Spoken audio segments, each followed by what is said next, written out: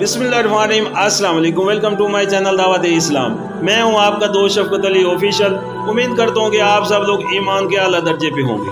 सूरत अल नाम की आयत नंबर 158 का तर्जमा कि आप लोग उसके मुंतज़िर हैं कि उनके सामने फिरस्ते या खड़े हों, या तुम्हारा रब खुद आ जाए, या तुम्हारे रब के पास सरई निशानियां नमूदार हो जाएं। जिस रोज तुम्हारे रब के पास मखसूस निशानियां नमूदार हो जाएंगी, फिर किसी ऐसे शख्स को उसका ईमान कुछ फायदा ना देगा जो पहले ईमान ना लाया हो, या जिसने अपने ईमान में कोई भलाई ना कमाई हो।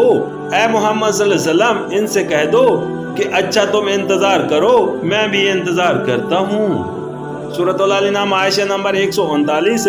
यानी ये सारे क़यामत या अजाब या कोई और ऐसी निशानी जो हकीकत की बिल्कुल पर्दा कुशाई कर देने वाली हो, और जिसके ज़हर होने के बाद इम्तिहान और आज़माइश का कोई सवाल बाकी ना रहे।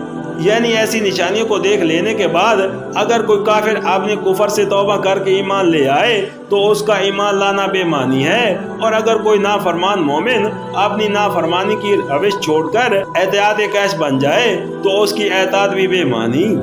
इसलिए कि ईमान और एहतियात की कदर तो उसी वक्त तक है जब तक हकीकत पर्दे में है, मोहलत की रस्सी दराज नजर आ रही है, और दुनिया अपनी सारी मता गरूर के साथ ये धोखा देने के लिए मौजूद है कि कैसा खुदा और कहाँ की आखिरत।